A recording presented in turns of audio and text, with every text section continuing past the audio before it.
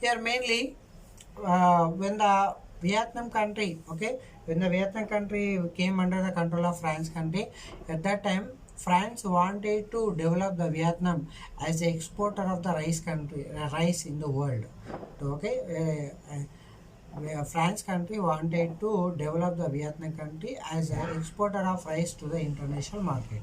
So to achieve this, okay, to achieve this for this purpose, France country followed a strategy in the Vietnam. This strategy is known as a threefold strategy. Threefold strategy. This is very important question for 2 marks or 1 mark. Okay, now let us see what was the threefold strategy of French in Vietnam. Question also you will get like this one. What was the threefold strategy of French in Vietnam? Okay, so now let us see.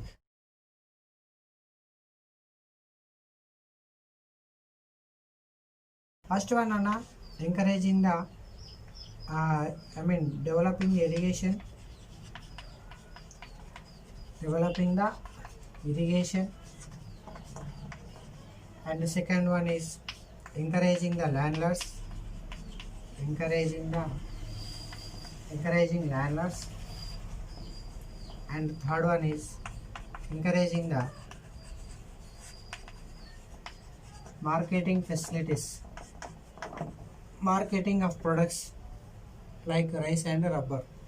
Do you remember rice and rubber are the two important major crops of the Vietnam? What are the major crops of the Vietnam is rice and rubber. Now this is the threefold strategy of the French in Vietnam. What was it? Threefold strategy of French in Vietnam. Threefold strategy of French in Vietnam country. What is it? Developing irrigation, encouraging the landlords, encouraging the marketing of products like rice and rubber. See here. Now here the how did French government develop irrigation means here where it is developed means here in the Vietnam Nana there is a important river flows that is a Mekong river. Which river? Mekong river. So along the Mekong Delta, okay, along the Mekong Delta, France government constructed, built many canals and to drain the land, and here by building the many canals, more area, much area brought under the cultivation, and so here what happened due to construction of more canals along the Mekong Delta region, along the Mekong River Delta region, what happened? More area under cultivation increased and more production of rice and rubber also increased.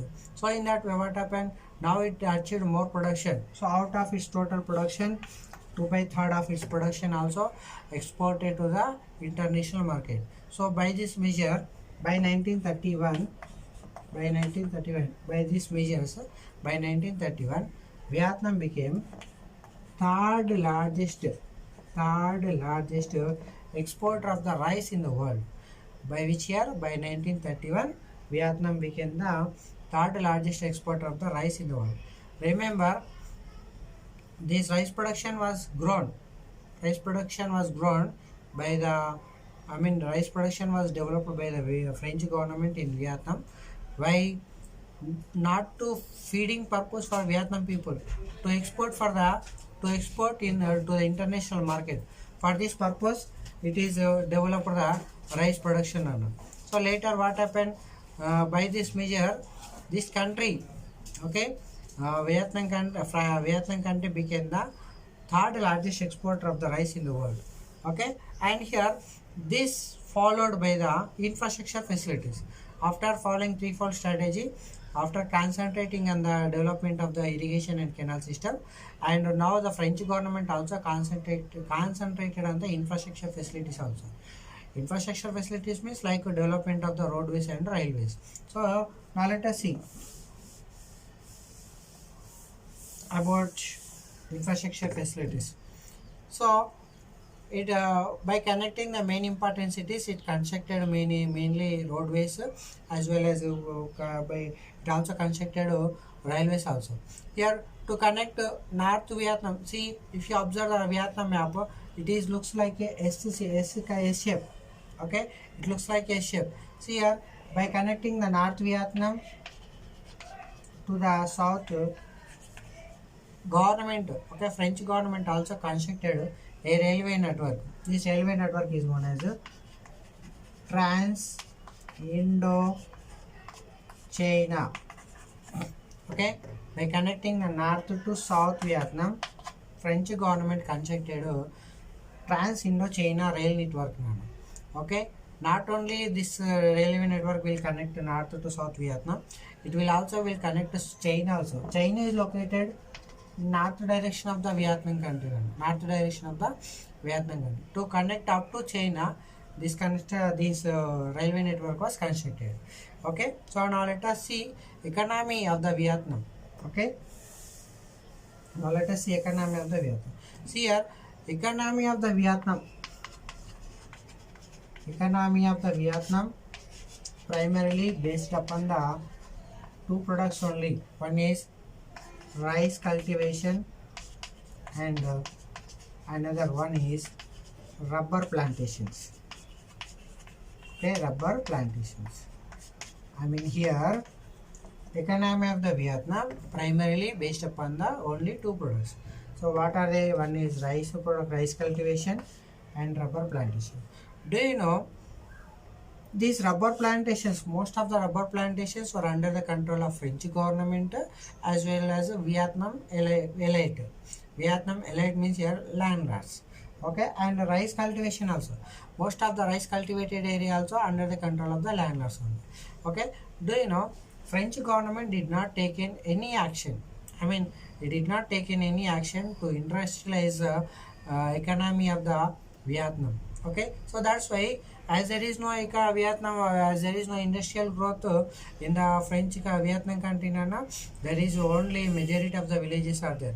Very few cities were developed, so majority of the villages are there. So that's why what happened here, in the villages, most of the villages are not landlords only we can observe. Okay, landlords only we can observe. So in these landlords also, I mean these landlords also control the majority of the land.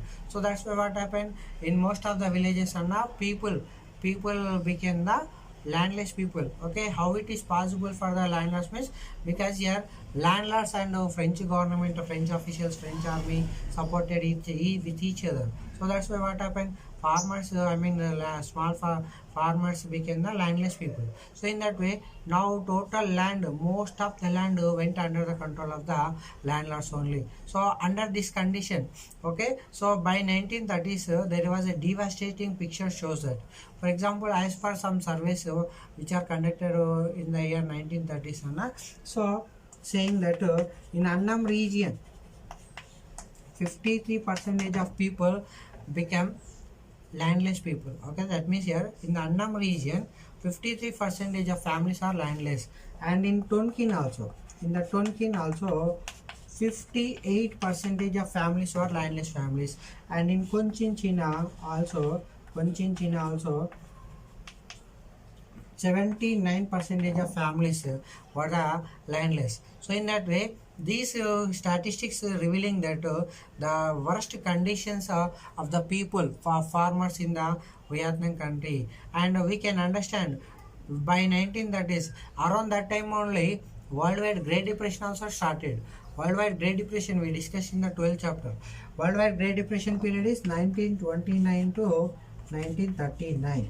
Okay, so this was a Great Depression period, and this Great Depression also had a impact on the Vietnam also.